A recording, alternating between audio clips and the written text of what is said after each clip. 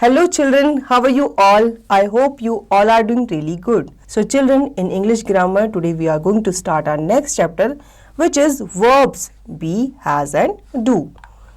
A. Be verb gives information about the subject. They are called being verbs.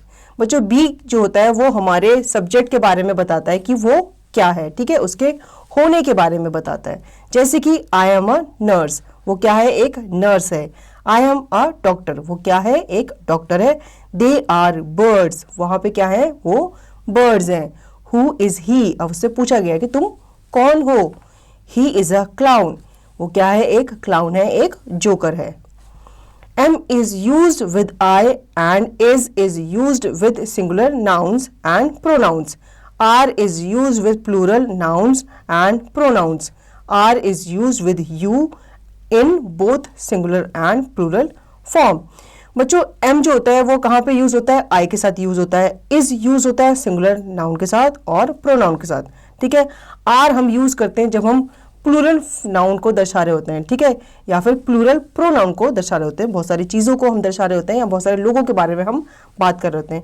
Are बच्चों हम use करते हैं plural noun के लिए या फिर प्रोनाउन के लिए, मतलब हम एक से ज़्यादा चीज़ों के बारे में बात कर रहे होते हैं या एक से ज़्यादा लोगों के बारे में बात कर रहे होते हैं, तब हम आर का यूज़ करते हैं. आर हम तब भी यूज़ करते हैं जब सेंटेंस में यू आ रहा हो, मतलब हम तुम्हारी बात कर रहे हो या फिर सिंगुलर या फिर प्लूरल फॉर्म की बात कर रहे होते हैं, ठीक है, तब हम वहाँ पे आर का यूज़ करते हैं. यहाँ पे आपको एक्सरसाइज दी गई है जिसकी प्रैक्टिस आपको खुद से करनी है, ठीक है. अब हम आगे बात करते हैं हैज़ हैव की. Read the following sentences. I have a bike, we have new bikes, you have a bike, they have new bikes, Raman has a bike, he has a bike, Sita has a bike, she has a bike. Has is used with singular nouns or pronouns, one person or thing, he, she, Rita, Raman only. Have is used with pronouns I and you and plural nouns and pronouns more than one, I, you, we, they, boys, girls.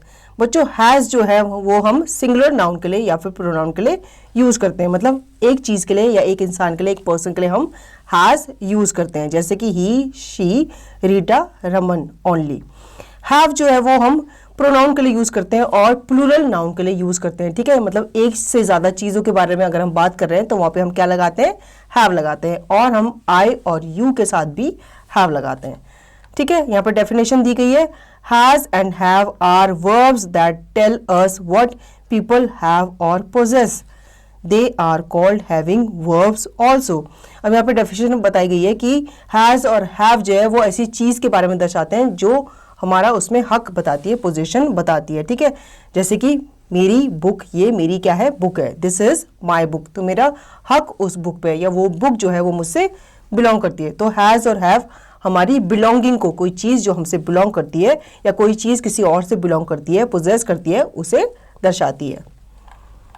अब यहाँ पे बच्चों exercise दी गई है जिसकी practice आप खुद से करेंगे. आगे हम बात कर लेते हैं डू और डज की. See, we use do go with plural nouns and the pronouns I, you, we and they. बच्चों डू हम ऐसे काम के लिए यूज़ करते हैं जो हम डेली करते हैं या डेली हम कहीं जाते हैं तो उस काम के लिए हम क्या लगाते हैं, डू लगाते हैं. जैसे कि यहाँ पे एग्जांपल दिए गए हैं. First, I go to school daily. Second, you go to the market by car. Third, we go to school by bus.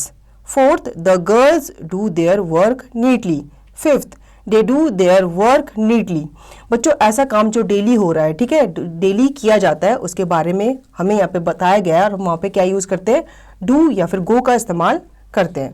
जैसे कि आई गो टू स्कूल डेली, मैं कहाँ जाता हूँ, स्कूल जाता हूँ. कब जाता हूँ, डेली जाता हूँ.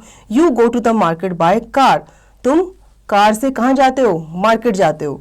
We go to school by bus, हम स्कूल जाते हैं, किससे जाते हैं, बस से जाते हैं, ठीक है. Girls do their work neatly, वो जो गर्ल्स हैं वो अपना काम कैसे करती हैं, नीटली करती हैं. और कुछ और लोगों के बारे में बताया, वो अपना काम कैसे करते हैं, नीटली अपना काम करते हैं. D, we use does goes with singular nouns and the pronouns he, she and it. अब हम डज का यूज़ कब करते हैं, सिंगुलर नाउन के लिए करते हैं या फिर प्रोनाउन ही शी इट के लिए करते हैं, जैसे कि Seema does her homework every day. Second, Roshan goes to school every day. Third, she does her homework every day.